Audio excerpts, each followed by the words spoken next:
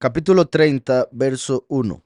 Ay de los hijos que se apartan, dice Yahweh, para tomar consejo y no de mí. Vean que acabamos de ver en el capítulo anterior de cómo seguían doctrinas de hombres. Ese era el temor de Yahweh que tenían, eran doctrinas de hombres, o sea, no era un verdadero temor a Yahweh. Y ahora dice, ay de los hijos que se apartan, dice Yahweh, para tomar consejo y no de mí. O sea, doctrinas de hombres. O consejo que viene de ángeles y no de Yahweh mismo. Hay de los hijos que se apartan y vea cómo habla de ellos como hijos, puesto que representa cuando viene como padre. Dice Yahweh, para tomar consejo y no de mí, para cobijarse con cubierta y no de mi ruach. ¿Verdad? Recuerden que también leímos hace poco en las cartas de Juan que Yahweh da el espíritu de verdad y el mundo el espíritu de error. Entonces hay quienes tienen cobija del espíritu de error y piensan que es el espíritu de verdad, claramente porque están en el error.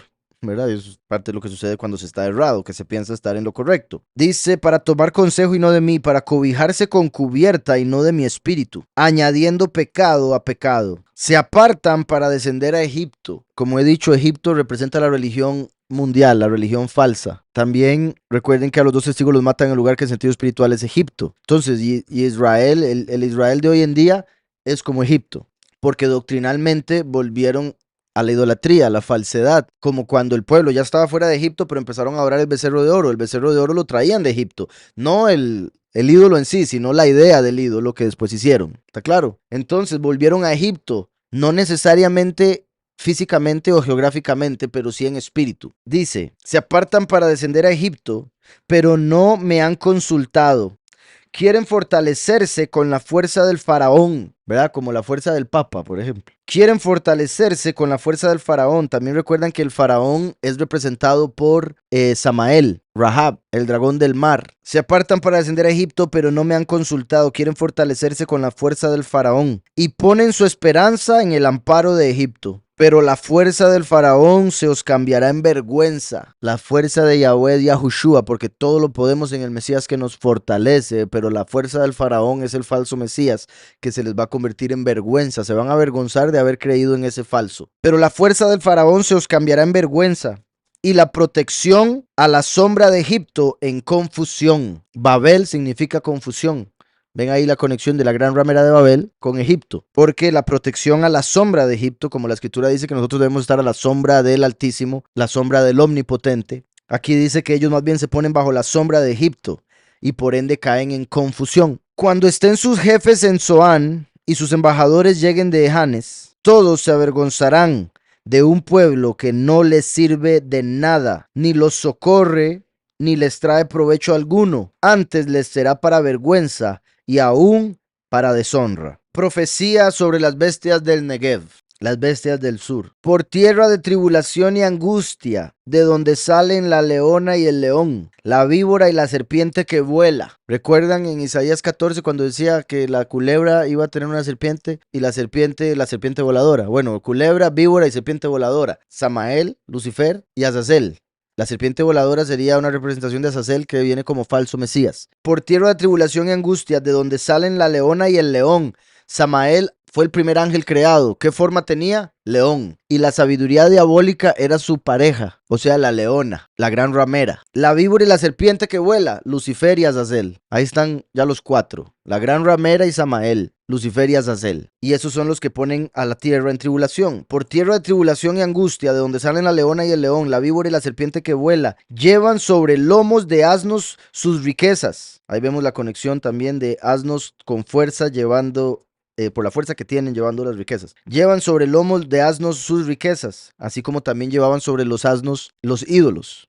Y para ellos eso es riqueza, para ellos los ídolos tienen valor. Ayer me mandó mi hermana un video de en México, una mujer que cuenta la historia de que la hermana tenía o sea, un Judas Tadeo y que se le cayó y se quebró y cuando se quebró así como en los pies, entonces ella llegó para ver, ¿verdad? Lo que se había quebrado y, ¿verdad? Cuando se quiebre, se levanta. Tenía adentro un crucifijo vuelto. Entonces le decía yo a esta gente, qué curioso, que era triplemente negativo, triplemente malo, porque ya un ídolo es malo, ¿verdad? La escritura dice que están adorando los demonios a través de los ídolos. Entonces el ídolo ya es malo. Para ellos el crucifijo al revés es, o sea, el crucifijo ya es un ídolo, entonces ya está malo. Y al revés es peor porque supuestamente es, ¿verdad? Es para adorar a Satanás que manda a hacer todo al revés. Entonces, era un ídolo con otro ídolo adentro al revés.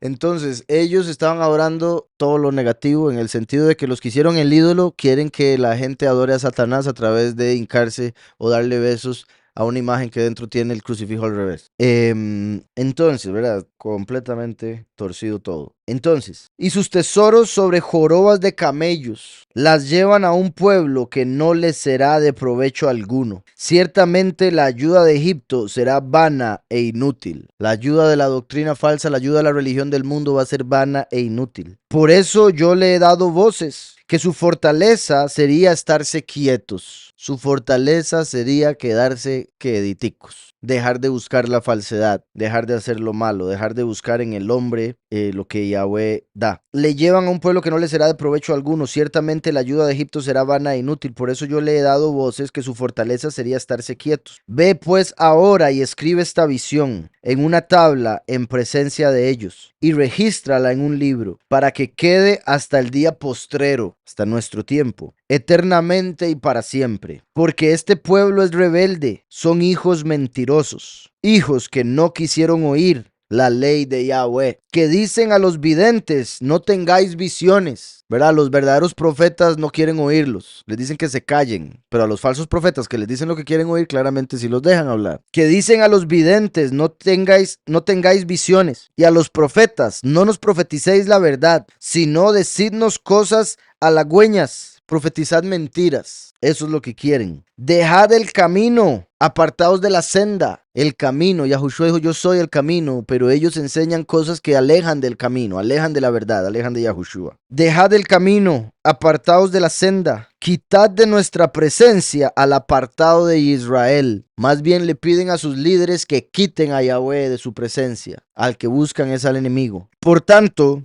el apartado de Israel dice así: porque desechasteis esta palabra y confiasteis en la violencia y en la iniquidad. Esto como cuando, digamos, ¿verdad? La escritura dice ojo por ojo, diente por diente. Entonces, como esa es la ley, es lo justo. Si a alguien le hacen un golpe en la mejilla, ¿verdad? Lo primero que viene a la mente es darle uno igual en la mejilla a él. Pero Yahushua dijo poner la otra mejilla. Entonces ahí viene el choque del espíritu y la carne, que lo que no quiero eso hago, porque no quiero poner la otra mejilla, pero eso tengo que hacer. O no quiero pegarle, pero eso quiero.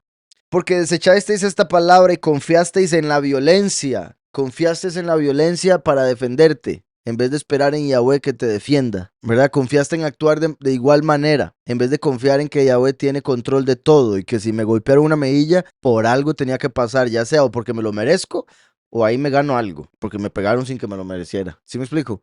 Pero si yo se lo devuelvo, lo que me había ganado ya lo perdí, porque ya hice justicia por mi mano. Y quién sabe si me pasé, porque si me lo merecía y él no, ahora me merezco otro más fuerte. ¿Sí me explico? Entonces, porque desechasteis esta palabra y confiasteis en la violencia y en la iniquidad, y en ellas os habéis apoyado. Como aquellos que hicieron pacto con la muerte, se apoyan en el enemigo para gobernar, se apoyan en el falso Mesías para controlar al pueblo, y en ellas os habéis apoyado. Por eso este pecado os será como grieta que amenaza ruina. Por lo tanto, como una brecha que Pérez. Por eso este pecado será como brecha que amenaza ruina, extendiéndose en una pared elevada cuya caída viene de pronto, repentinamente. Así como la caída de Lucifer, a quien siguen y por eso actúan así, así como Lucifer va a caer de los cielos, que es su fortaleza como el muro, igualmente caerán ellos. Por eso este pecado será como grieta que amenaza ruina, extendiéndose en una pared elevada cuya caída viene de pronto, repentinamente. Y se quebrará. Entonces, así como se viene abajo el enemigo, se viene abajo lo que los protegía, porque habían hecho pacto con él, pero una vez que él se venga abajo, ese pacto ya no va a tener ninguna validez. Como dice también, cuando digan paz y seguridad, destrucción repentina vendrá sobre ellos. Porque cuando maten a los dos testigos y piensen que ya va a haber paz y seguridad, más bien al resucitar botan a Lucifer y por ende la destrucción viene repentinamente. Por eso este pecado será como grieta que amenaza ruina, extendiéndose en una pared elevada cuya caída viene de pronto, repentinamente. Y se quebrará como se quiebra un vaso de alfarero, nuevamente, que al último le da la vara, que los golpeará como alfarero, que sin misericordia lo hacen pedazos, tanto que entre los pedazos no se haya un cascote que sirva para traer fuego del hogar o para sacar agua del pozo. Apocalipsis 2:27. Las regirá el vencedor, el que sale venciendo y para vencer, el testigo como Moshe que viene en el caballo blanco del primer sello. Las regirá con vara de hierro y serán quebradas como un vaso de alfarero, como yo también, Yahushua, la he recibido de mi padre. Yahushua prometiéndole al último darles autoridad para traer juicio. Las regirá con vara de hierro y serán quebradas como un vaso de alfarero. Así va a quebrar a los impíos, a los que han confiado en la mentira, que sin misericordia lo hacen pedazos, porque ya la puerta de la misericordia se va a haber cerrado. Tanto que entre los pedazos no se haya un cascote, ¿verdad? Eso es como un recipiente, si lo quiebran, depende de cómo lo quiebren, puede quedar un pedazo que sirva de recipiente, solo que más pequeño, y uno puede traer un poquitito de agua en vez de traer un montón de agua, o traer un poco de fuego ahí encendido, pero van a ser quebrados de tal manera que van a quedar trozos tan pequeños que no se podría traer nada en ellos. No van a servir para nada, ¿verdad? Cada cuerpo es un envase que le cabe cierta cantidad de unción, por decirlo así, de aceite, pero cuando sean quebrados no va a caber espíritu en ellos, no va a caber nada. Y se quebrará como se quiebra un vaso de alfarero que sin misericordia lo hacen pedazos, tanto que entre los pedazos no se halla un cascote que sirva para traer fuego del hogar. El último es el fuego que trae entendimiento para la congregación del hogar, o para sacar agua de vida, Yahushua, del pozo, de la Torá, de la revelación. Porque así dijo Yahweh el soberano, el apartado de Israel: en la conversión y en el reposo seréis salvos. Esto es poderoso. En la conversión y en el reposo seréis salvos. Primero y último, conversión y reposo. Yahweh nos convierte a través de Yahushua de lo carnal a lo espiritual, como el postrer Adán. Y el último trae el reposo, porque después de la venida del último viene el Shabbat, el milenio, donde se reposa en paz, porque ya manifiesta la paz terrenal. En la conversión y en el reposo seréis salvos. También, ¿verdad? Dando a entender que la salvación vendría a través de nosotros, convertirnos a Mashiach, nuestros pecados, arrepentirnos, y el reposo, reposar en Él, esperar en Él, en vez de apresurarnos. Como decía ahora, el que cree no se apresure. En la conversión y en el reposo seréis salvos. En la quietud y en confianza, quietico y confiando, estará vuestra fortaleza, pero no quisisteis. Qué duro, que Yahweh, esta es la segunda vez que dice, pero no quisisteis. No quisisteis de la manera fácil, solo a la brava. ¿Verdad? Yahweh dice, quédese tranquilito, confíe. Y no quiero confiar, no quiero estar tranquilo, quiero estar estresado, ansioso, preocupado, ¿verdad? Deprimido.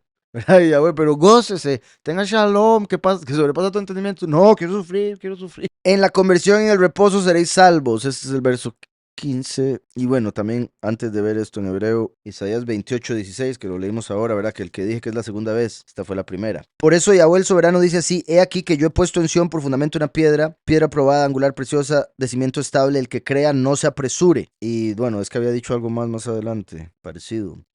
Aquí dice, en la conversión y en el reposo seréis salvos. Dice, Beshuvá, en la conversión, Beshuvá, ve que es como Teshuvá, pero dice Beshuvá en vez de Teshuvá. Beshuvá, Be es con o en, Shuvá, volverse. Entonces, en el volverse, en el arrepentimiento, en la conversión, Beshuvá, Banahat, y en el reposo, Nahat, como de Noach. Repito, la venida del Hijo del Hombre como los días de Noach. Entonces, Yahushua trajo la conversión, el último el reposo. También se puede entender como Juan el Bautista predicando arrepentimiento, Shuvá, y Yahushua viniendo a dar el reposo a través de la paz que sobrepasa todo entendimiento, a través del perdón de pecados. De hecho, dice Banahat, sí, la salvación, ¿verdad? De Shua. Yahushua trajo la salvación, claramente, de Yahweh. Después dice, en la quietud y en la confianza, Vehashkeit uvevitajá. Y en la confianza estará vuestra fortaleza, Geburatechem, la fortaleza de ustedes. Velo avitem, pero no quisisteis. Entonces, qué triste que Yahweh quiere hacer las cosas fáciles y uno se las complica. Y el pueblo todavía más. Cuando digo eso, ¿verdad? Me refiero a que bendito Yahweh nos ha llamado y nos ha revelado cosas que aún los muchos no han entendido ni quieren entender, que eso es peor. No quisisteis. Uno les dice, pero usted puede pasar vivo.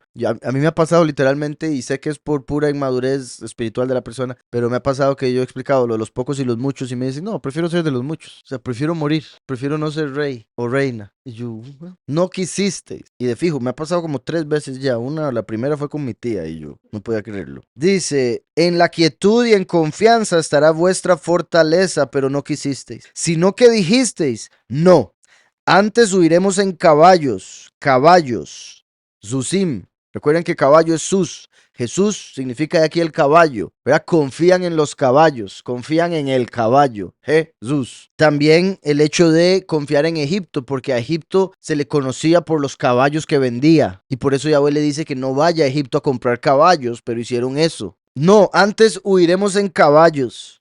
Por tanto, vosotros huiréis. Sobre corceles veloces cabalgaremos. Por tanto, serán veloces vuestros perseguidores. Dice, van a huir en caballos pensando que eso los va a salvar. Pues voy a mandar algo más rápido que caballos. Así de simple. 1 millar huirá ante la amenaza de 1. Ante la amenaza de 5 huiréis vosotros todos, hasta que quedéis como un mástil en la cumbre de un monte y como una bandera sobre una colina. Recuerden que, o sea, que sería como decir hasta que queden poquitos en la cúspide de una montaña, como los pocos que van a oír a los montes y van a estar en Mashiach, que es la bandera, el pendón, ¿recuerdan? Hasta que quedéis como un mástil en la cumbre de un monte y como una bandera sobre una colina. 1 millar huirá ante la amenaza de 1, ante la amenaza de 5 iréis vosotros todos hasta que quedéis como un mástil en la cumbre de un monte y como una bandera sobre una colina. ¿Verdad? Que en el sentido de los elegidos está diciendo, ¿verdad? Que quedarán como poquitos y los elegidos que aceptan a Yahushua, que es el pendón, ¿recuerdan? La bandera, que es la palabra Nes en hebreo,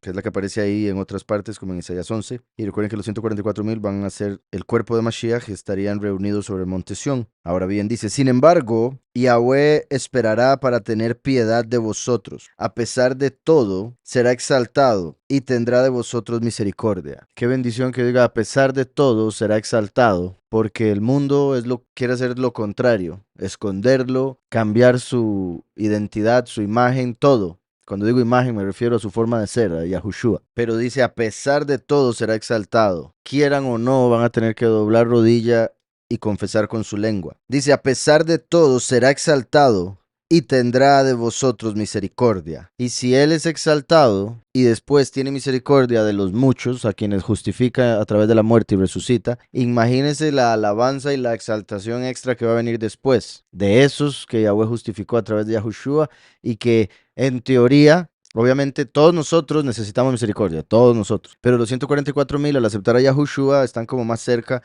y, ¿verdad? Sabemos de la corona y del premio y demás, mientras que los muchos continúan en rebelión hasta la muerte.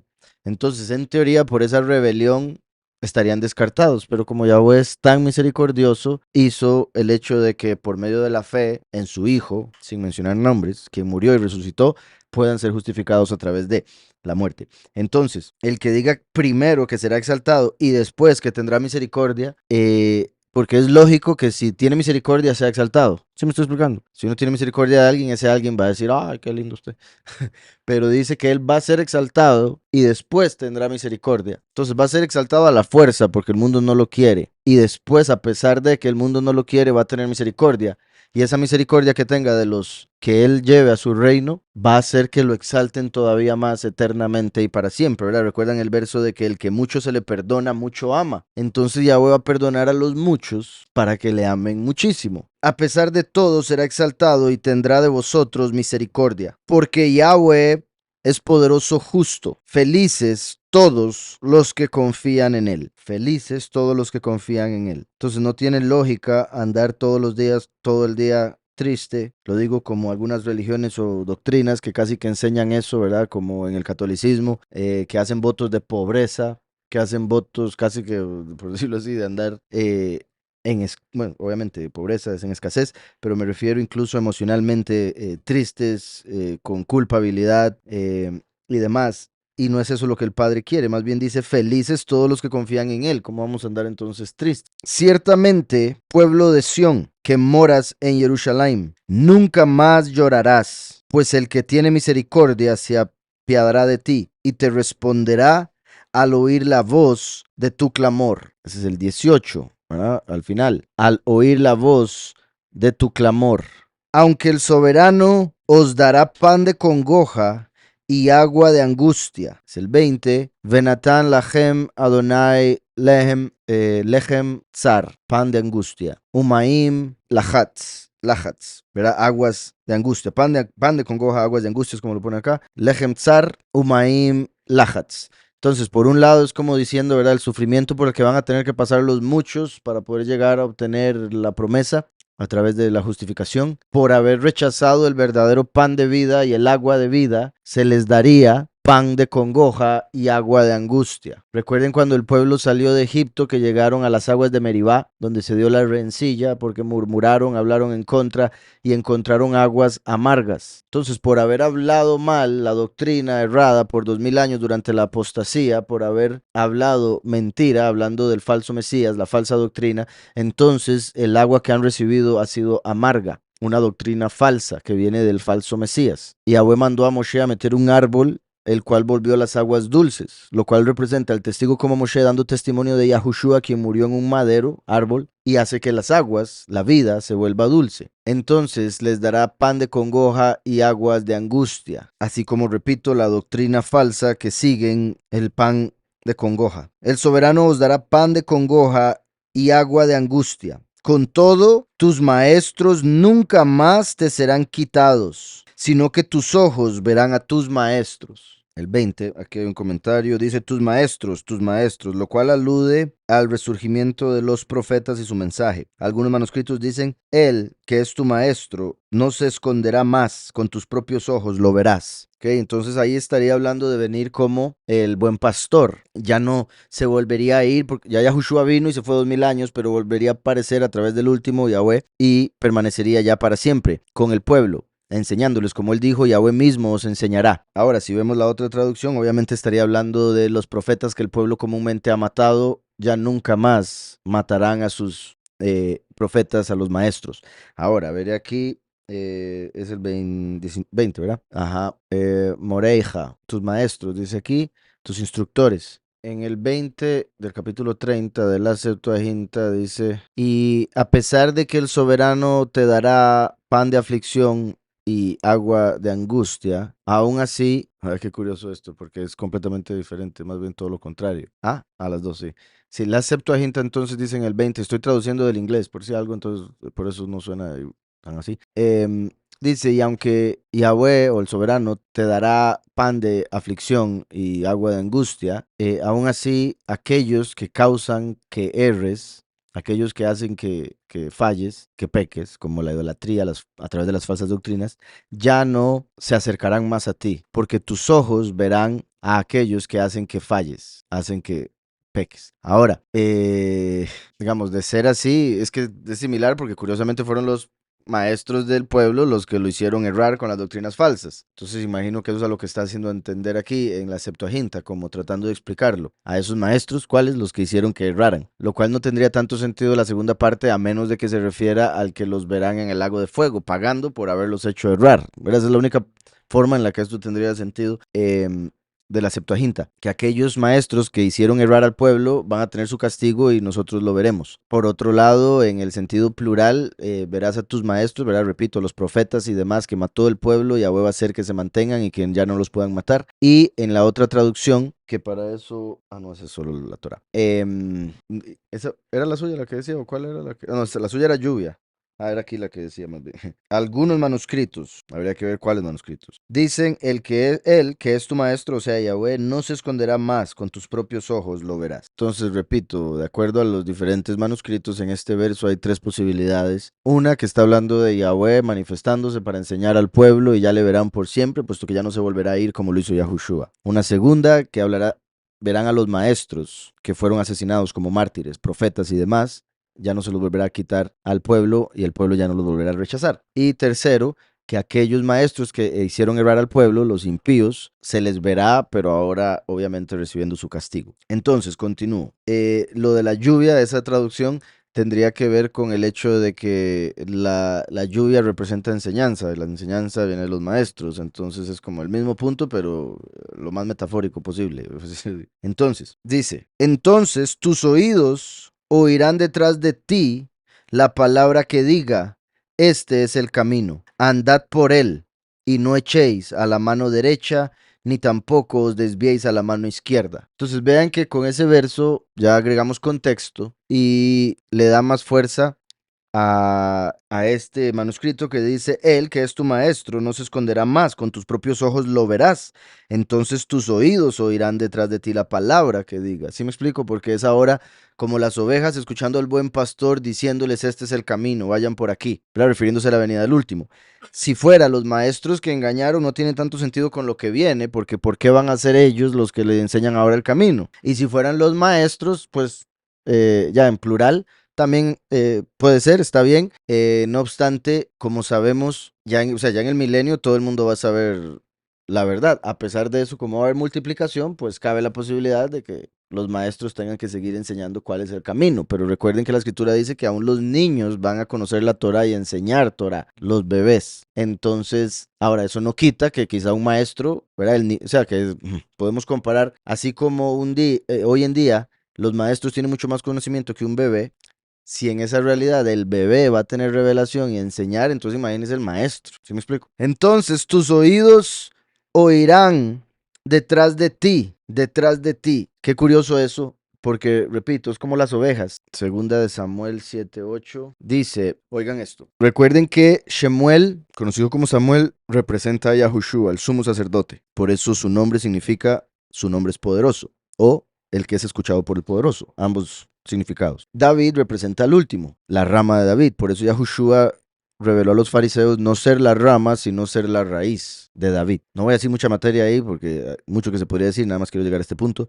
Entonces, en el contexto general de que aparece Shemuel y aparece David, representan primero y último. Segunda de Samuel 7:8 dice, ahora pues dirás así a mi siervo David. Ahora, como dije, primero y último, Shemuel y David sería entonces puerta y buen pastor. David el buen pastor, por eso él era pastor de ovejas. Ahora pues dirás así a mi siervo David, así ha dicho Yahweh de los ejércitos, yo te tomé del redil, de detrás de las ovejas. Entonces qué curioso que a pesar de ser el buen pastor, el que representa, o el pastor de las ovejas fue tomado de detrás de las ovejas, en vez de delante. ¿Sí me explico? Y está diciendo, ¿verdad? Como en el lugar más lejos de Yahweh, como eso del hecho de que los últimos serán primeros, como el hecho de que escoge lo vil del mundo, porque hasta recuerden que cuando llegó a donde Yishai solo le trajo a sus 7 hijos y David no lo trajo. Ahora hay diferentes teorías con 7 o 6, pero bueno, no trajo a David hasta que Shemuel le preguntó, ¿usted no tiene otro hijo? Y le dijo, al que está trabajando ahorita, lo trajo y ese era el rey. Entonces dice, yo te tomé del redil, de detrás de las ovejas, para que fueras príncipe de mi pueblo Israel, para que fueses Nagid, sobre mi pueblo, sobre Israel. ¿Por qué dejo claro Nagid en hebreo? Porque Nagid es el término que aparece en Daniel 9, cuando Yahweh promete la venida de Mashiach. Mashiach Nagid. Sería cortado Mashiach, refiriéndose al primero, cuando fuese asesinado. Y después en el fin vendría el Nagid, el último. Y aquí está diciendo de David que él es el Nagid.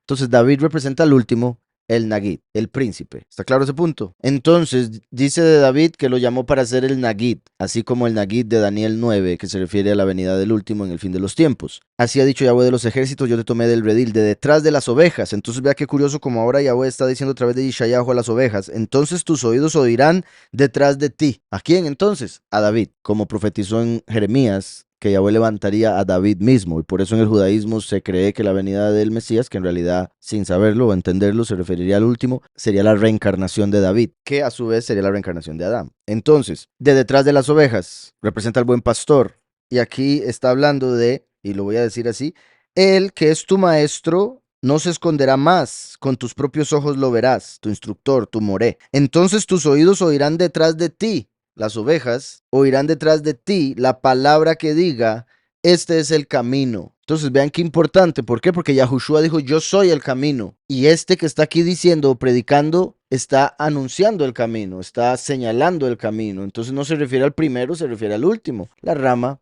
como David que está detrás de las ovejas, por eso oyen la voz detrás. Y eso indica que él viene de último. Si viene detrás, viene de último. ¿Sí me explico? Viene al final de los tiempos, cuando ya han pasado 2000 años y todo el pueblo ha caminado y caminado y caminado, etc. Espero eso esté claro. Y donde dice de detrás, dice Meyahar. Ajar es la raíz de Ajarón, el último. Entonces, con eso confirma que se está refiriendo al último, que viene detrás, por eso viene después, y todos oyen detrás porque ya han ido avanzando. Viene al final. Este es el camino, eso es lo que van a oír las ovejas. Este es el camino, andad por él. y no echéis a la mano derecha, ni tampoco os desviéis a la mano izquierda. Tendrás por impura la plata que recubre tus esculturas, todos los ídolos que están cubiertos de plata y oro. Tendrás por impura la plata que recubre tus esculturas y el oro que reviste tus imágenes fundidas.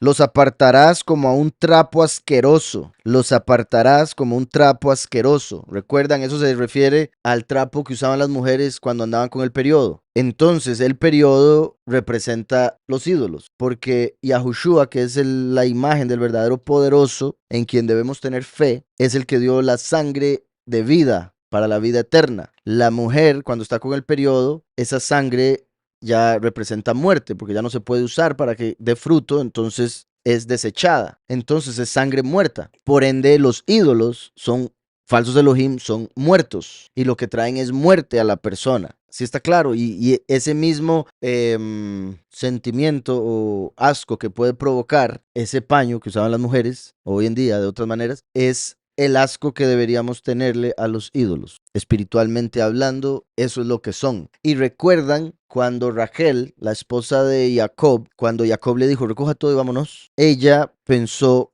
que su papá iba a ir a ver los terafim, que eran unos ídolos que él tenía, y estos ídolos le iban a decir a dónde ellos iban, porque estos ídolos, demonios los usaban para hablar a través de ellos, estaban hechos de cadáveres, usaban la cabeza de un cadáver, hacían un ritual y después un demonio se apoderaba de esa cabeza y hablaba a través de la boca. Entonces ella se robó o agarró esos ídolos para que su papá no los consultara y se los llevó y se los puso debajo de ella. Entonces cuando llegó el papá y estaba buscando por todos los ídolos, ella le dijo, disculpe que no me levante, es que ando con el periodo. Entonces ahí vemos la conexión del periodo, los ídolos. Por eso ella tenía los ídolos del papá ahí debajo de ella. ¿Sí me explico? Entonces, la idolatría, los ídolos, son como ese paño que se usa para limpiar la sangre del periodo de la mujer. Entonces dice acá, entonces tus oídos oirán detrás de ti la palabra que diga, este es el camino, andad por él y no echéis a la mano derecha ni tampoco os desviéis a la mano izquierda. Tendrás por impura la plata que recubre tus esculturas y el oro que reviste tus imágenes fundidas. Entonces la gente las llena, las cubre de oro y plata como para que parezcan valiosas, deslumbrantes, pero en realidad espiritualmente se están ensuciando con eso. Dice, los apartarás como a un trapo asqueroso y les dirás, salid de aquí. ¿Verdad? Cuando uno llega a entender lo de los ídolos, uno los saca de donde sea que los haya tenido. Si habían en la casa por familiares o por uno cuando se da cuenta los saca como algo asqueroso, así deben ser reconocidos. Lo sorprendente es que la gente que adora ídolos, que dice ser cristiana o creyente en la escritura y todo lo demás y tener los 10 mandamientos, lo ven a uno hablando al respecto o diciendo que eso es un asco y más bien uno es el hereje, el blasfemo y, ¿verdad?, lo peor. ¿Cómo se le ocurre ser tan irrespetuoso o no respetar la fe de tal persona? No se trata de, no estoy respetando a la persona, es eso en lo que la persona cree que la está engañando. Eso es un asco y eso es maligno y no tiene nada que ver con la persona, porque la guerra no es contra carne y sangre, sino contra principados, potestades, autoridades, espíritus. Salid de aquí y dará el soberano lluvia a tu sementera. ¿Ven la conexión con la interpretación de otro? ¿Verdad? Lluvia como la enseñanza, como la bendición, porque a través de la lluvia la tierra da fruto. Entonces la lluvia representa la enseñanza de los cielos que desciende al hombre para que dé fruto. Representa bendición. Lluvia temprana, lluvia tardía. Primero y último, las dos manifestaciones de Yahweh en la tierra para traer revelación celestial. Y dará el soberano lluvia a tu sementera cuando siembres la tierra, y dará pan abundante y sustancioso como fruto de la tierra. Tus ganados en aquel tiempo serán apacentados en extensos pastizales. Tus bueyes y tus asnos que labran la tierra comerán grano limpio, aventado con pala y criba. Sobre todo monte alto y sobre todo collado elevado, que era donde ponían los ídolos antes. Dice aquí, habrá ríos y corrientes de aguas el día de la gran matanza. Habrá ríos y corrientes de aguas el día de la gran matanza cuando caerán las torres. Cuando caerán las torres. Verso 25, ¿verdad? Dice Migdalim. ¿Se acuerdan? Miriam de Magdala, Miriam de la Torre. Era Miriam Torres. Miriam de Magdala. Magdala significa torre. Aquí dice Migdalim, torres. Como por ejemplo, cuando en el sentido negativo, ¿verdad? Cuando caigan los falsos Elohim, Heilel con el tercio de sus ángeles y vengan a pelear en la guerra de Armagedón, el día de la gran matanza. Momento, para ver. Ajá. Dice, y corrientes de aguas el día de la gran matanza cuando caerán las torres. Los líderes de este mundo, por otro lado, ¿verdad? Que se van a reunir para pelear contra Yahweh. La luz de la luna será como la luz del sol. Vean qué hermoso. Aquí está hablando de cuando ya entremos a la otra realidad, obviamente, ¿verdad? Después de los 7 años de la última semana de Daniel, Yahweh va a hacer que la luna alumbre como alumbra el sol y que el sol alumbre 7 veces más. Recuerdan que se dice que cuando Yahweh hizo el sol y la luna llegó a donde Yahweh y le dijo, no es correcto que dos reyes usen una misma corona, compartan corona, dando a entender no es correcto que dos lumbreras tengan la misma luz, la misma potencia, como dándole a entender uno de los dos debería tener menos luz. O sea, la luna quería que el sol tuviera menos luz. Entonces Yahweh más bien le dijo, ok, por eso ahora usted va a tener menos luz y por eso le bajó la cantidad de luz de la luna. Pero le prometió que al final de la historia le devolvería esa luz y por eso es que al final de la historia la luna va a brillar 7 veces más. No obstante, como el sol fue tan obediente, Yahweh va a hacer que brille más de recompensa. Entonces, dice, la luz de la luna será como la luz del sol. Ahora también, esto uno lo que primeramente entiende claramente es que la luz de la luna va a ser tan potente como la del sol. Pero al decir esto también nos está diciendo que la luz de la luna es diferente a la del sol hoy en día. No en potencia, sino incluso recuerden que la luz del sol calienta, la luz de la luna enfría. Eso querría decir que ahora la luz de la luna va a ser como la luz del sol, ¿verdad? Uno ve la luz de la luna como azul, la luz del sol como amarilla, por ejemplo, va a ser como la luz del sol. Porque también Yahushua es la luz del mundo, último sol de justicia, la congregación es su luna, Jericó, pero ahora su luna va a brillar como el sol. La luz de Mashiach va a estar en la congregación y por ende va a brillar como Mashiach. La luz de la luna será como la luz del sol y la luz del sol será 7 veces mayor, como la luz de 7 días. O sea que en un día va a brillar lo que habría brillado en 7 días, pero solo en un día. Y no sé, ¿vieron el día de hoy? Qué hermoso que estuvo, qué bendición. El día de ayer se dio la boda de René y Valeria. Y viera, y abuelos debe amar porque viera qué lindo que hizo el día, qué hermoso que estaba. Habrían 2 arcoíris, la luna, un atardecer, no sé qué más había, pero de todo, ángel, no sé. No, sí, de fijo también, pero digo, no los vi. Eh, Lindísimo, era qué hermoso que estuvo. Y lo curioso era que era un lugar frío donde llueve y estaba empezando a caer la lluvia y de repente ya paró y salió los arcoíris y todo lindísimo. Y bueno, y hoy el día estuvo hermoso. Imagínense, porque una de las cosas que yo decía es que qué brillante que está el sol, pocas nubes, qué fuerte se ve. Y digamos, para las personas, porque esa es una de las cosas que yo pienso mucho cuando, solo por el pasado que tuve con la depresión y demás, ¿verdad? Una de las cosas que a mí me afectaba, por ejemplo, días oscuros y lluviosos, ¿verdad? Eran difíciles, cuando uno estaba con depresión eran peor. Entonces decía yo, es que con este día que se deprime, ¿verdad? O sea, como si, lindísimo, alegra un montón ver la luz del sol así tan brillante como estaba. Imagínese eso 7 veces más. Y además de que la luz del sol cura y es otro montón de cosas que hace, imagínese 7 veces más potente. Ahorita con estos ojos no podríamos aportarlo y tampoco la piel, ¿verdad? Pero vamos a tener un cuerpo perfecto que va a poder ver ahora todo el espectro de la luz y tras de eso va a ser 7 veces más brillante esa luz. Vamos a ver un mundo completamente diferente al que hemos visto, aunque sea el mismo. ¿Sí me explico? Es inimaginable. ¿Qué decías? Colores también que ahorita no podemos ver, vamos a ver ahí. Qué sorprendente ver otro color, un color nuevo, que no necesariamente sea, ahora el padre sabrá si es que ya me estoy exagerando, pero que no sea, digamos, porque están los tonos y después la mezcla de esos tonos y el montón sí, de nombres, un montón, pero que siguen siendo como el mismo color.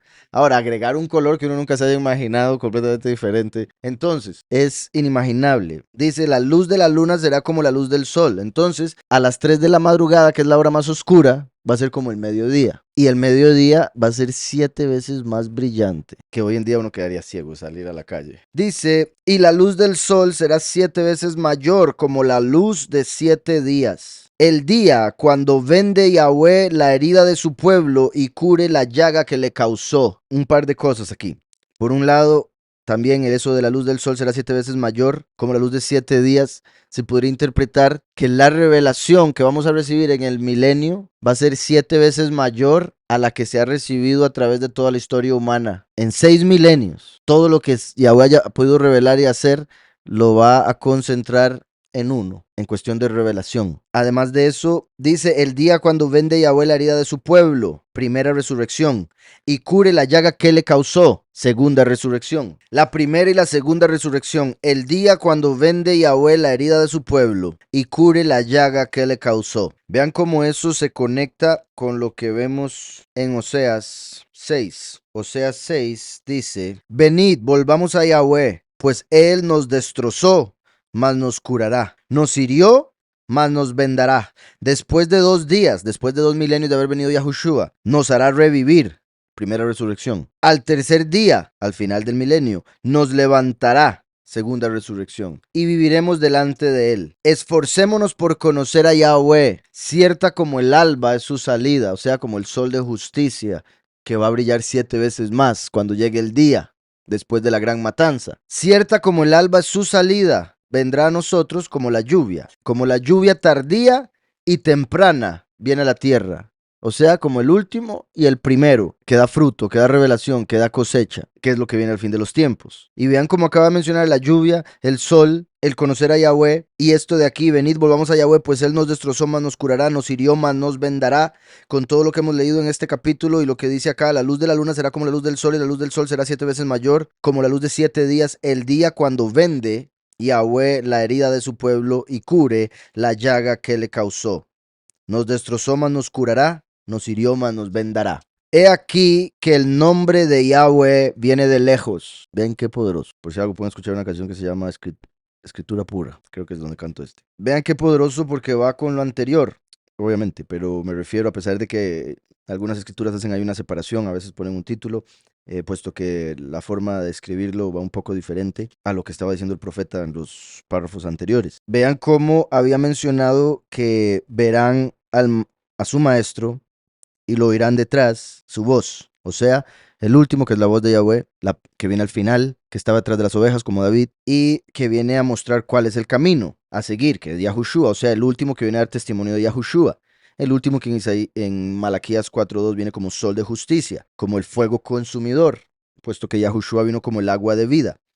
Recuerden también que en Juan 17, Yahushua dijo, les he dado a conocer tu nombre y lo volveré a hacer otra vez. O sea, vino la primera manifestación, dio el conocimiento del nombre de Yahweh, obviamente y del de él, Yahweh Yahushua, pero prometió que volvería Yahweh a venir al mundo para volver a enseñar su nombre, dando a entender que lo volverían a esconder. De hecho, la revelación del nombre va todavía más conectada con la segunda manifestación que con la primera, según lo vemos en el libro de Éxodo capítulo 33. En el libro de Éxodo, Moshe le pregunta a Yahweh, le pide que por favor le revele su camino. Esto sucede en el verso 12. Dijo Moshe a Yahweh, mira, tú me dices, saca a este pueblo, pero no me has indicado a quién enviarás conmigo. Sin embargo, tú dices, yo te he conocido por tu nombre y has hallado también favor a mis ojos. Pues bien, si he hallado favor a tus ojos, es el 13, te ruego que me muestres ahora tu camino. Y Yahushua dijo, yo soy el camino. Entonces aquí Moshe le está pidiendo a Yahweh, revélame la primera manifestación, la de Yahushua, el camino.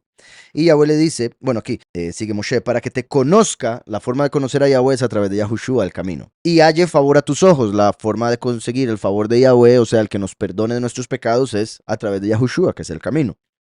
Y mira que esta gente es tu pueblo, a lo suyo vino, mas a lo suyo no lo recibieron. Y Yahweh le dijo, mi presencia te acompañará, por eso Yahushua es Immanuel, el poderoso con nosotros, o sea, la presencia de Yahweh con nosotros. Y te daré descanso. Yahushua es el reposo del pecado. El pecado esclaviza, por eso Yahushua como el Cordero nos redime de la esclavitud. Ahora bien, más adelante en el verso 18 vemos que dice, entonces dijo Moshe, te ruego que me muestres tu estima. Entonces, primero le pidió el camino, ahora la estima, primero y último. Te ruego que me muestres tu estima. Y Yahweh le respondió, yo haré pasar toda mi bondad. ¿Recuerdan cuando Yahushua iba pasando delante de un hombre y el hombre lo llamó bueno? Y Yahweh dijo, ¿por qué me llamas bueno? Solo hay uno bueno y Yahweh que está en los cielos, ¿verdad? Pero ese solo hay uno bueno que está en los cielos hace alusión también a lo que dice Juan 3:13, cuando Yahushua, estando en la tierra, dice, el Hijo del Hombre que está en el cielo. Entonces Yahushua vino como el árbol de vida, por eso fue colgado del madero para darnos la vida. colgado de un árbol, se convirtió en el fruto de la vida. El último es el árbol del conocimiento, del bien y el mal, por eso viene como hijo pródigo. Es el árbol del conocimiento y es el testigo como Moshe. Por eso Moshe fue el que escribió la Torá, que es donde está el conocimiento del bien y el mal, como lo vimos la vez pasada. He puesto delante de ti el bien y el mal, la vida y la muerte, en Deuteronomio. Entonces, el testigo como Moshe, por eso Moshe escribió la Torá, porque está conectado con él conocimiento del bien y el mal, el árbol del conocimiento. Entonces el camino es el árbol de la vida. Qué curioso que Yahweh puso una espada para que protegiera el árbol de la vida, el camino hacia el árbol de la vida. Por eso Yahushua, que es la palabra, es la espada, es el camino, y solo Yahweh revela quién es el Hijo. Me refiero con eso, si Yahweh no lo revela, la persona no es capaz de acercarse al Hijo. Entonces, decía, te ruego que me muestres tu estima. Yahweh le respondió, yo haré pasar toda mi bondad. O sea, el último es el que viene como el árbol de el bien y el mal, el bueno.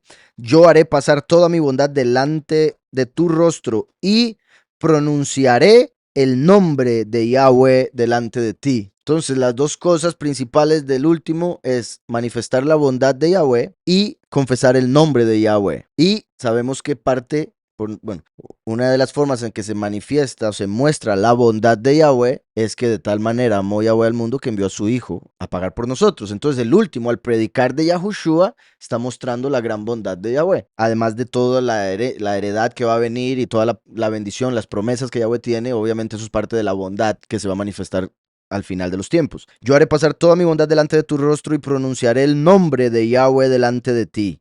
Pues tengo misericordia del que quiero tener misericordia y soy clemente con quien quiero ser clemente, lo cual va a suceder al final. Yahweh va a salvar al que él quiere y punto. Va a justificar a los que él quiere y punto, y va a condenar a los que tienen que ser condenados, puesto que él es justo. Volviendo a el 27 de Isaías. He aquí que el nombre de Yahweh, repito la conexión con el último que viene a hacer eso principalmente. He aquí que el nombre de Yahweh viene de lejos, viene de lejos. Qué curioso eso, porque Yahushua se manifestó en Israel, y Israel es cerca. Si es el centro de la tierra, si Israel es la tierra prometida, donde Yahweh habitaría y habita, o en el sentido del templo que sería construido para que él estuviera ahí y demás, entonces lejos sería lejos de Israel. ¿Sí me estoy explicando? He aquí que el nombre de Yahweh viene de lejos. Su rostro viene encendido con llamas de fuego devorador. Eso confirma que viene como el fuego consumidor. Eso confirma que se refiere al último, porque Yahushua es el agua de vida. ¿Está claro? Entonces confirma que cuando viene para traer el nombre, lo cual la gente dice, pero el nombre, ¿qué importa? ¿Y por qué hasta ahora se está revelando? Las excusas que tienen y ponen para no creer. Aquí lo vemos porque vendría en el fin de los tiempos y vendría enojado. Entonces viene revelando el nombre, viene de una tierra lejana para Israel, del otro extremo de la tierra, como dicen otras profecías. A pronunciar el nombre lejos de Israel como fuego consumidor, como fuego devorador. Sus labios llenos de ira y su lengua como fuego que consume. Recuerden que los dos testigos, dice la escritura, de los cuales uno es el testigo como Moshe, este que está aquí profetizando. Recuerden que de los dos testigos sale fuego de sus bocas que consume a sus enemigos, mismo que está revelando aquí. Sus labios llenos de ira, porque Yahushua vino a traer misericordia, el último viene a traer el juicio, entonces viene enojado en ese aspecto con la falsedad del mundo y demás, con el rechazo hacia Yahweh y Yahushua, llenos de ira y su lengua como fuego que consume, el fuego que sale de su boca. Recuerden que curiosamente la lengua está conectada con un fuego.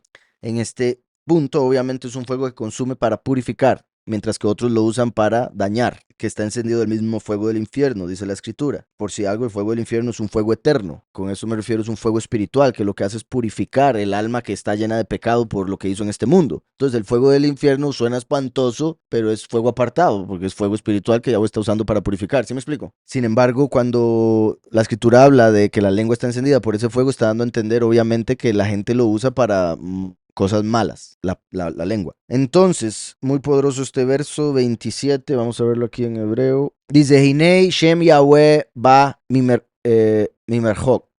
mimerhak, perdón, de lejos. He aquí el nombre de Yahweh viene de lejos. Encendida su nariz. Recuerden que la nariz es la ira. La misma palabra para ira y para nariz, porque la ira se muestra en la nariz. Entonces dice, aquí donde dicen rostro, en realidad está diciendo su nariz. Su nariz viene encendida. Qué curioso, porque aquí donde dice, porque aquí hay una palabra que también hace alusión a la estima, a pesar de que no está apareciendo aquí en español. Es que dice, su rostro viene encendido con llamas de fuego devorador, sus labios llenos de ira, cargados. Qué raro, porque es como que aquí no están traduciendo una parte. Encendida su nariz y el peso que carga, sus labios llenos de indignación y su lengua como fuego consumidor. Entonces, ahí donde pone su rostro viene encendido con llamas de fuego devorador, es como dos partes en realidad que decía encendida su nariz y pesada su carga. La palabra pesado, kabod, es la misma palabra para estima. Aquí en este caso se pronuncia kobed, pero es las mismas tres letras de estima. La misma estima que vimos ahora en Éxodo 33, cuando estaba explicando eso. Entonces vean cómo hasta esto lo confirma. Viene con estima. Ahora, es el peso de su estima. Es como cuando una persona muy estimada entra a algún lugar donde están todas las personas que le estiman y se siente su presencia. Como, mira, ahí viene, y todo el mundo empieza. ¿Sí me explico?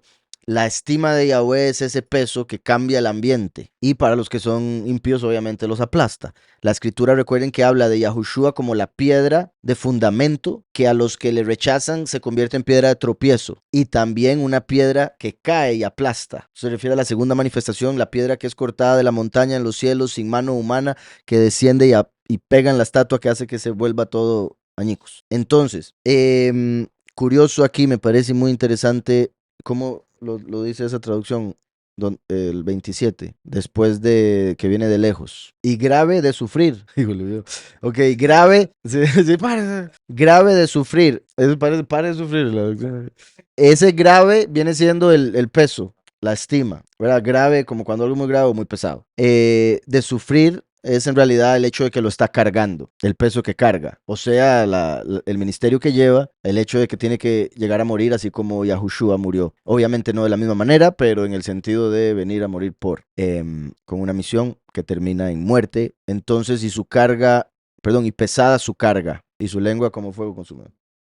Sí, entonces ven ahí la única diferencia fue en esa parte que les decía que está extraña aquí, pero esa tiene más sentido a pesar de que aún así suena raro, ¿verdad? Entonces lo del peso que carga también eso indica, es curioso porque recuerden que el último viene como un becerro o como un animal de carga. Recuerden que el becerro, los becerros, que en este caso son dos testigos, como los dos becerros que usaba Elishua para arar la tierra con un mismo yugo. Ese yugo sería la carga, ¿verdad? Por eso Yahushua dice, mi carga es ligera y mi yugo fácil. Entonces, dice, su rostro o su nariz encendida, ¿verdad? Su ira encendida como fuego, su carga pesada pesada su carga, sus labios llenos de ira y su lengua como fuego que consume. Entonces vean cómo todo tiene que ver con fuego, excepto esa parte de pesada su carga. Pero qué curioso ahora que lo pienso también que cuando el templo de Yahweh o el Mishkan se llenaba de su estima, el templo se llenaba de humo. ¿Recuerdan? Como un humo o como una nube, depende del verso. Entonces está conectando la estima con el fuego, puesto que el fuego es el que saca humo, no el agua. Su lengua como fuego que consume. Esto también es importante, yo lo explico en el libro, y es el hecho de que, por ejemplo, en el cristianismo, se volvió muy famoso una serie de películas que, bueno, primero eran libros que se llamaban Left Behind, Dejado Atrás, que tenían que ver con el rapto. Muy, muy famosos. Vendieron una cantidad de copias sorprendente.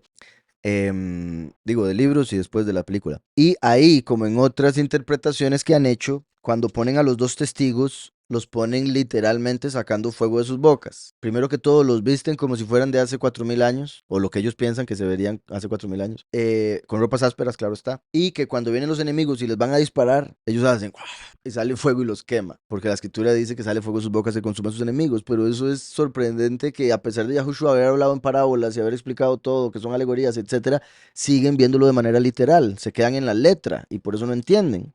Vean cómo la misma escritura nos dice su lengua como fuego que consume. Es su lengua que se parece a un fuego en el aspecto espiritual. De hecho, la lengua parece una llama. Entonces, su lengua como fuego que consume. La escritura dice, de su boca sale un fuego. ¿A qué se refiere? La doctrina, la prédica. Yahushua era agua porque trajo misericordia. El que trae ira trae fuego. ¿Sí me explico? Entonces va a quemar, como cuando alguien está enojado y le dice cosas al otro que el otro no quiere oír, lo quema, ¿verdad? La verdad duele, etcétera. Entonces, aquí vemos parte de la revelación o interpretación de lo que vemos en Apocalipsis 11 de los dos testigos. Dice 28, su aliento cual torrente que inunda, llegará hasta el cuello para zarandear a las naciones con criba de destrucción, y el freno estará en las quijadas de los pueblos, haciéndolos errar. Repito, su aliento cual torrente que inunda, verso 28, dice berrujó y su ruaj, o sea, su espíritu, el espíritu que Yahweh puso en esa persona para que diera vida al alma, que da vida al cuerpo. Berrujó dice kenahal, como torrente, shoteif, dice después, hasta el cuello, torrente que inunda llegará hasta el cuello para zarandear a las naciones con criba de destrucción.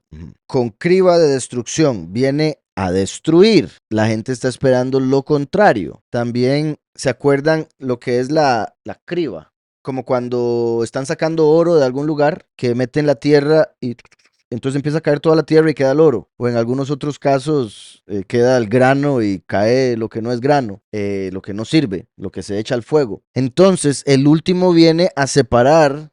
Recuerden que el hombre fue hecho del barro, o sea, del polvo, pero en medio de la tierra hay oro escondido y plata. El oro son los pocos, la plata son los muchos. Entonces el último viene como con criba para zarandear hasta que quede solo lo que tiene que ser salvado y lo demás se pierda. ¿Está claro? Entonces, llegará hasta el cuello, su aliento cual torrente que inunda. ¿Verdad? Qué curioso también eso, ¿verdad?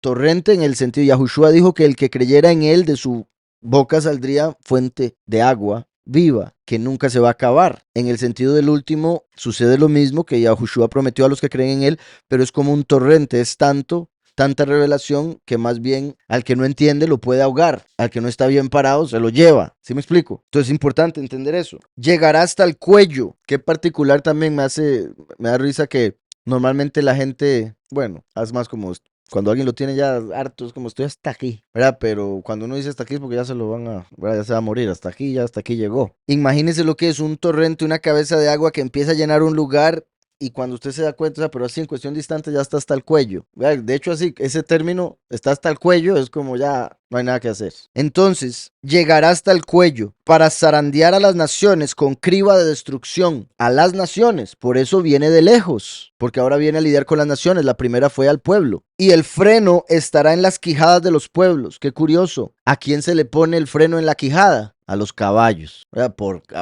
Entonces, por un lado, recuerden que sus en hebreo es caballo.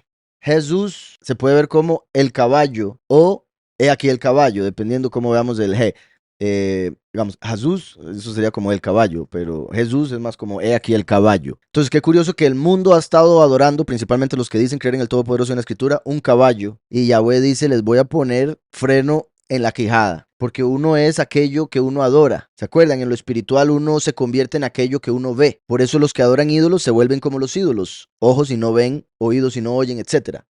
Y Yahweh nos da la bendición de volvernos semejantes a Él a través de su Hijo, en la resurrección y en la transformación. Entonces, qué curioso que los que han estado adorando un caballo les van a poner en la quijada freno. Pero también qué curioso que el freno del caballo, y uno también utiliza el término caballo para referirse a una persona que es tonta, que hace animaladas y que es demasiado atrevido, cosas así.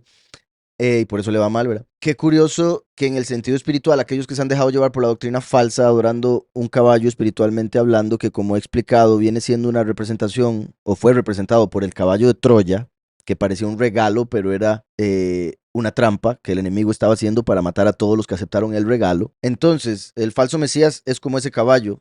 Los que lo siguen, lo que hacen es invocar con sus bocas, valga la redundancia también, el nombre falso de un caballo. Entonces, por ejemplo, cuando uno viene y le predica a un cristiano del nombre del Mesías, uno básicamente le dice, ya no diga más el nombre falso. O sea, pone un freno en la boca para que ya no invoque al caballo, para que ya no invoque al falso Mesías. ¿Sí me explico? Uno está poniendo frenos en las bocas de la gente para que rectifiquen, como también los frenillos, para que mejore su hablar. ¿Sí me explico? Y empiecen a invocar al Todopoderoso por su nombre. Entonces, qué particular, y el freno estará en las quijadas de los pueblos, haciéndolos errar, porque recuerden que muchos de ellos no quieren, lo rechazan y más bien caen en pecado, porque el que sabe hacer lo bueno y no lo hace, peca. Entonces, cuando ya se les revele que el nombre es Yahweh, Yahushua, y lo rechacen y sigan con el falso, ahí ya van a errar, después de haberles puesto el freno en la quijada. Vuestros cánticos resonarán como en la noche en que se celebra Pesaj. Vean qué hermoso. Como en Pesaj, el día de la redención. Qué curioso que si todo empieza en Pesaj, entonces termina en Pesaj. Al final de los 7 años, cuando viene la guerra de Armagedón, el día de la gran matanza que veíamos ahora. Y aquí dice, cantaréis como en el día de Pesaj. Vuestros cánticos resonarán como en la noche en que se celebra Pesaj, y tendréis alegría de corazón, con la del que al sol de, perdón, como la del que al son de flauta viene al monte de Yahweh, al fuerte de Israel. La flauta, ¿verdad? Claramente es como un shofar en el sentido que es un instrumento de aire y por ende tiene que ver con la ruach, pasando por un instrumento, en este caso como una persona, y convirtiéndose en un sonido que es captado por el resto y le siguen o les alegra, como la revelación de la ruach, el viento. Dice, vuestros cánticos resonarán como en la noche en que se celebra Pesaj, y tendréis alegría de corazón como la del que al son de flauta viene al monte de Yahweh, al fuerte de Israel. Y Yahweh hará oír su potente voz, y hará ver cómo descarga su brazo. Vean cómo menciona la voz y después el brazo. Recuerden que la voz es el último, el brazo de Yahushua el primero. Qué curioso que no diga palabra y voz, y no diga brazo y mano, sino que diga voz y brazo. El brazo hace alusión a fuerza, la voz a instrucción y a revelación, como la revelación de un trueno que representa la voz de Yahweh y hace mucha luz. Dice el 30 en hebreo, Behishmiah, Yahweh, Hot, Koló, y hará reposar, se podría ver también su brazo. Eso se conectaría con el hecho de que ya entraríamos al milenio, ya no va a haber acusación y por ende ya el abogado, Yahushua, va a poder descansar. El brazo. Va, como uno, ¿verdad? Tener que estar trabajando, levantando cosas y de repente ya lo puede poner en el trono, Yahushua, a descansar, porque ya terminó ese trabajo que estaba haciendo de salvar, de proteger, de guardar, de abogar por nosotros. Entonces, de hecho, cuando dice lo de su voz, dice, y Yahweh hará oír su potente voz. Ahí donde dice su potente voz, dice, et hot coló. Hot es esplendor. Similar, es como sinónimo de estima. Lo que veamos ahora de cabot, pero esto es hot. Y recuerdan que en el árbol de la vida hay dos pilares, Yaquín y Boaz, como los dos pilares al entrar al templo. Yaquín es Yahushua, que trajo la sabiduría, el favor y el triunfo, porque somos más que vencedores en él. En hebreo, Jogma, Geset, Netzach. El otro pilar es Boaz, que representa la segunda manifestación, el último, y empieza con Geburá, que es Binah, que es entendimiento, Geburá, que es severidad, juicio, fuerza también, y Hod, que es esplendor, como el del rey. Entonces se conecta con la estima, se conecta con el reino, el último que viene como la voz y como rey para traer estima, y después viene y reposará su brazo. Entonces, decía acá, y Yahweh hará oír su potente voz o su honorable voz, su esplendorosa voz, y hará ver cómo descarga su brazo. Aquí el ver viene después, dice, y reposará su brazo, haciendo que lo vean, por decirlo así. Y hará ver cómo descarga su brazo, cómo hace reposar su brazo, Yahushua, como en el trono, a la derecha del Padre. Con furor en su rostro, de donde sale la voz. Vean el furor, que es con el fuego, y el enojo, la indignación del fin de los tiempos se conecta con la voz. Y llama de fuego consumidor, porque de su boca sale fuego, como el fuego consumidor. Ahí con ver cómo descarga su brazo también verá cómo va a ser descargar su fuerza durante el fin de los tiempos, como llama de fuego consumidor. Y sigue. Con torbellino, tempestad y piedras de granizo. Torbellino, tempestad y piedras de granizo. Como vemos en el fin de los tiempos, en las plagas postreras va a caer granizo como de 40 a 70 kilos de peso en la última plaga postrera. Entonces vean cómo ahí se conecta con Apocalipsis. Dice, porque Asiria, también me parece interesante por si algo, torbellino, tempestad y piedras de granizo. Recuerden que Yahushua es la piedra angular. El último viene trayendo ira como una tempestad y el primero, perdón, y el Eliyahu, que es como Ruach. Recuerdan, lo habíamos hablado la vez pasada, cuando vimos lo del 3 testigos, el espíritu, la sangre y el agua. Aquí se podría ver algo similar, por eso envía 3 mensajeros y 3 castigos, todo se conecta siempre. Así como Abraham pasó 10 pruebas, pero Egipto fue castigado con 10 plagas. Y después al pueblo se le dieron 10 mandamientos. Dice aquí, porque Ashur, recuerden que Asiria, que se llama Ashur en hebreo, Ashur representa el nuevo orden mundial que están preparando, el imperio de la bestia. Porque Ashur, que hirió con vara al mundo, al pueblo, con la voz de Yahweh será quebrantada. Por tanto, al decir la voz y no la palabra es porque se está refiriendo al fin de los tiempos. Por eso Yahushua vino y no quitó el imperio del momento que era Roma. Porque Ashur, que hirió con vara, con la voz de Yahweh será quebrantada. Cada golpe de la vara justiciera, recuerden que Yahushua promete al último, el vencedor, que sale venciendo y para vencer, promete darle la vara de hierro para que rija las naciones. y las quebrará como el alfarero. Entonces aquí lo estamos viendo. Cada golpe de la vara justiciera, Yahushua trajo misericordia, el último viene a traer el juicio, que descargue Yahweh sobre él, sobre el asirio, que representa a la bestia, el líder mundial de Apocalipsis 13, la primer bestia, será con panderos y con arpas, y en batalla tumultuosa peleará contra ellos. Entonces, los golpes que daría el último no vendrían siendo literales o físicos con armas de fuego, como dice la escritura, no con armas, sino con mi espíritu. Aquí lo está diciendo, con la voz de Yahweh será quebrantada la vara del asirio, o sea, la fuerza de la bestia, líder mundial. Yahweh lo va a destruir con la prédica y con música, con canciones, lo cual es sorprendente. Yahweh dice, no va a ser con armas de fuego, va a ser con instrumentos musicales. En vez de un arco de guerra, un arpa. ¿Sí me explico? Las conexiones que hay, en vez de eso que una flauta. ¿Sí me explico? Cada instrumento se puede conectar con un arma, por ejemplo. Entonces, cada golpe de la vara justiciera que descargue Yahweh sobre él, la bestia, será con panderos y con arpas, y en batalla tumultuosa peleará contra ellos. Porque el Tofet ya de tiempo está dispuesto y preparado para el rey, foso profundo y ancho, con pira de fuego y mucha leña. El soplo de Yahweh, como torrente de azufre, lo encenderá. El Tofet, el lugar del fuego. El último verso, ¿verdad? Ese. Está preparado desde la antigüedad. ¿Qué dice? Oh, sí, yo lo creo, pero yo sé por qué lo está diciendo. Sí, o sea, tiene que significar lo mismo. Simplemente uno no está acostumbrado a usar ese término de esa manera. Está, dice, viene de la palabra tafté, el Tofet. Tafté, y lo traducen como el lugar del fuego, como lugar de la cremación, o sea, donde se echarían los huesos para que sean consumidos. Y recuerden que eso era un castigo que se le daba a los enemigos, no era algo que Yahweh hacía para los suyos, la cremación. Entonces el lugar del fuego hace alusión al infierno, que está preparado para el rey de Asiria, o sea, la bestia, el líder mundial. De hecho, recuerden que más que el infierno, más bien sería el lago de fuego. El lago de fuego sería el lugar del fuego, el Tofet. ¿Por qué? Porque recuerden que la bestia no va a ser llevada al infierno. El que es llevado al infierno por 1000 años es Heilel, Lucifer, el dragón.